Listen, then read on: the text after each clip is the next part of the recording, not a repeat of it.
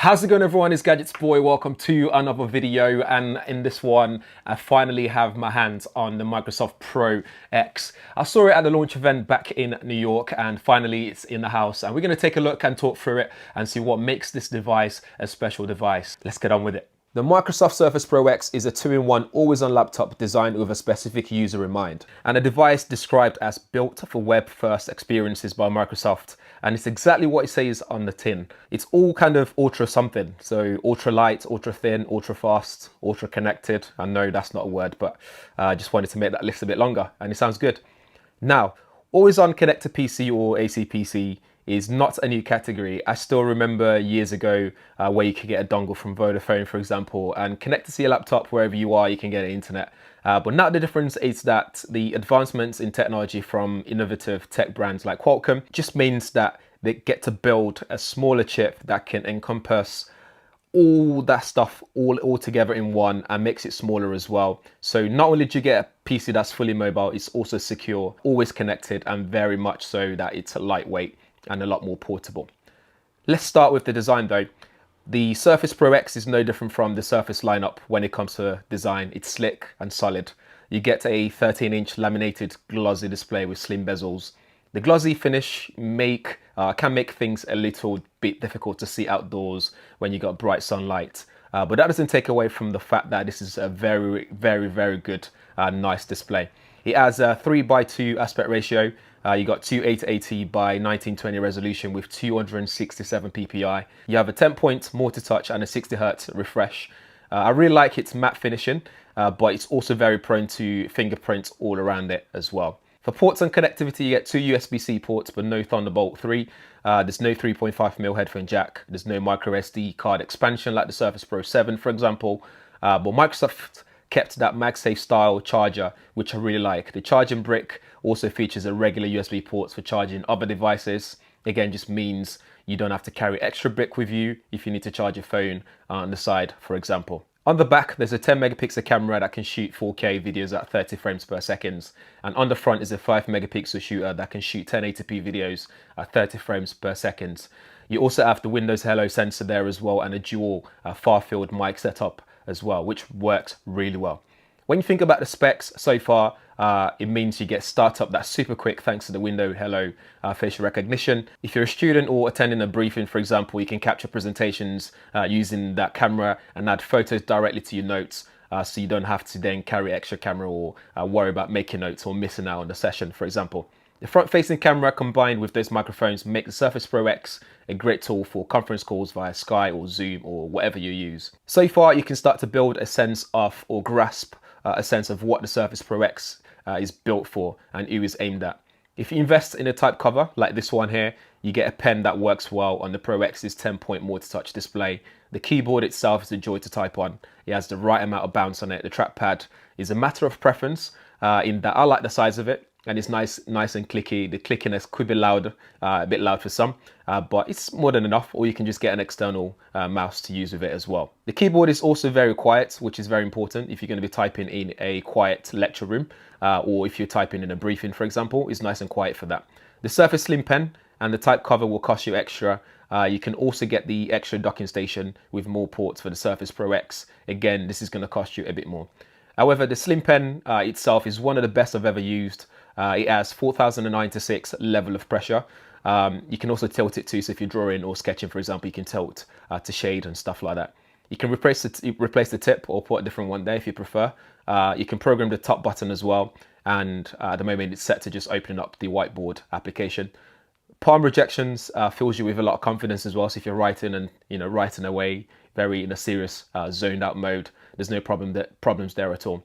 One more thing, the kickstand is there also, making it very versatile in the way you position it for use. Although still placing it on your lap might be a bit tricky, so bear that in mind. It's stiff enough and easy to adjust as you like, which I really like as well.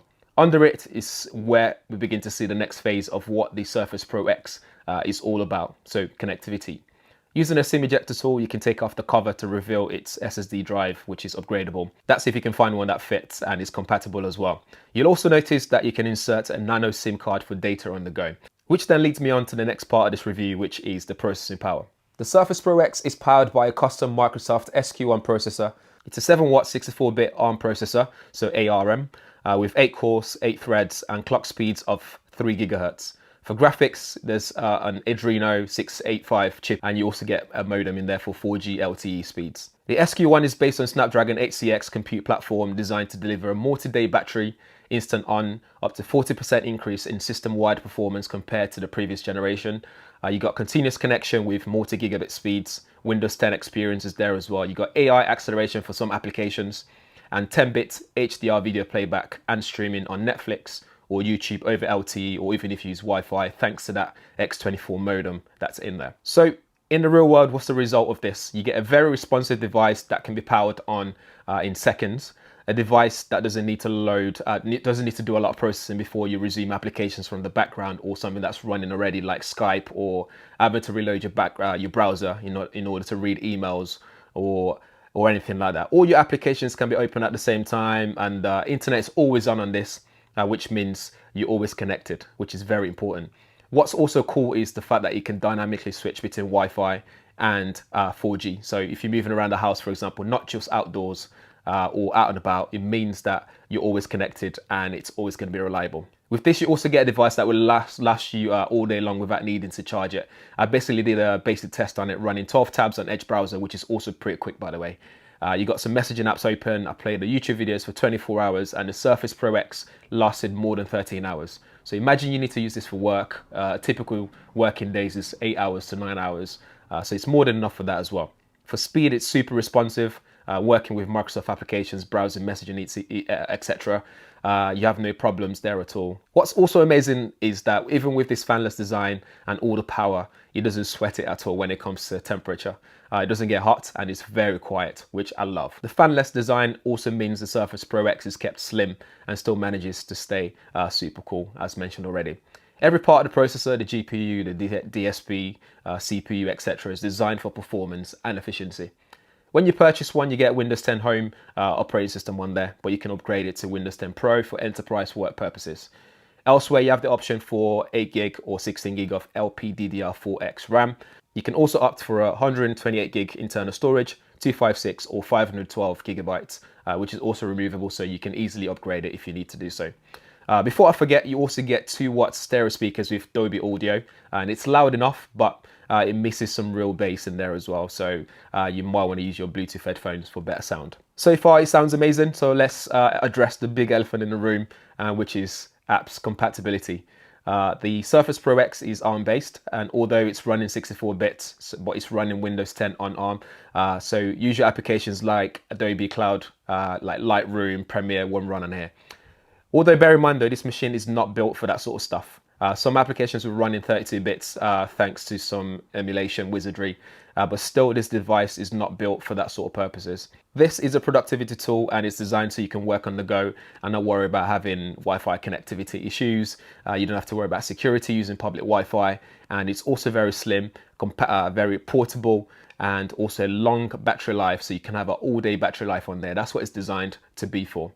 As mentioned earlier, you might think, okay, maybe Wi-Fi, public Wi-Fi is the only issue, but in my house, for example, I don't get Wi-Fi quality, a good Wi-Fi quality throughout the house. So having a laptop, a device that can easily switch between Wi-Fi and 4G and still remain connected no matter where I am, whether I go to the balcony or not, it's a great bonus. It's a really good bonus for me. The Pro X is also quite pricey. You can get the Surface Pro 7 instead with a full-fledged Windows experience. But you might miss out on that always connected feature. You miss out on how lightweight and slim it is. You miss out on that long battery life. You're talking 13 hours of battery life or more on here easily. So the question still remains, who's this for? I would say people like students, enterprise workforce. This is great as well. If you need a dedicated device for working on the go, this is also very good.